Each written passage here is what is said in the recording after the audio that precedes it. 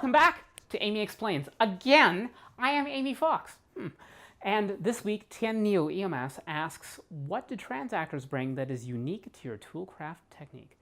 That is a good question. It's relevant because people talk about casting trans people in trans roles or just casting trans people at all, but there's the question of why. So there's a couple aspects to this. One, of course, I think it's important that when doing a show, any kind of media project about the voices and experiences of marginalized people, you should make sure that you at least hire some people from that marginalized group, because not doing that is really weird, and not weird in like a cool way. But what else do trans actors bring? So like a cis actor is going to go out and hopefully, at the very least, do their research and get like a trans consultant and like follow people around and find out that a lot of the time things are mostly the same, but occasionally things go really pear-shaped really fast if you're trans. Washrooms become difficult. Anything involving gendered interactions, and since most interactions in our society are gendered, okay, maybe just not on occasion, maybe it happens a lot.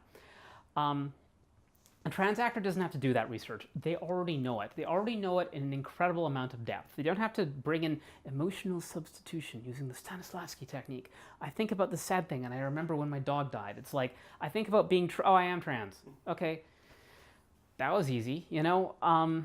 That's one thing that trans actors bring. Another one is complete, well, it's more just doing your job well, looking the part. This is what a trans person looks like, not like, hey, let's make this cis person look like an imaginary idea of what I think a trans person could maybe look like if I'd never met a trans person before, and I just handed it to the makeup department.